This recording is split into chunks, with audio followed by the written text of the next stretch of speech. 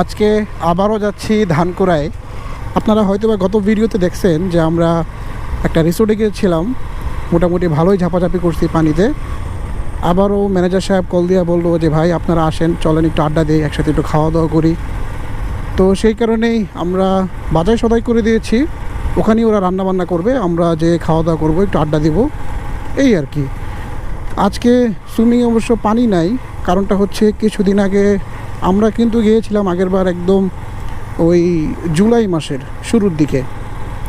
তারপর একটু ঝামেলা হয়েছিল, ওই সরকার পতন হওয়ার পর ওই রিসোর্টে একটু ভাঙাভাঙি হয়েছে, প্রচুর হামলা হয়েছে, ভাঙচুর হয়েছে, যার কারণে সুইমিংটা আপাতত বন্ধ আছে।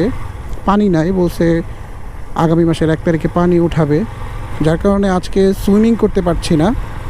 বাট আড্ডা দিব, খাওয়া দাওয়া করবো, তারপর চলে আসবো ইনশাল্লাহ। যেহেতু সুন্দর একটা নিরিবিলি পরিবেশ সেখানে, গ্রামীণ পরিবেশ একদম। তো যাই দেখি আজকে কি আড্ডা হয়, খাওয়া দাওয়া হয়, আপনাদের সাথে শেয়ার করা ট্রাই করব। সুইমিংটা থাকলে ভালো হইতো, সুইমিং করতে পারতাম।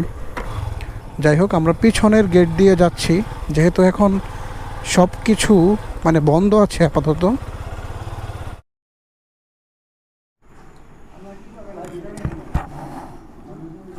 রাত প্রায় 11টা বাজে, অনেকক্ষণ আড্ডা দিলাম, খাওয়া দাওয়া করলাম। এখন ধানকুড়া থেকে বের হয়ে যাচ্ছি। আল্লাহ হাফেজ।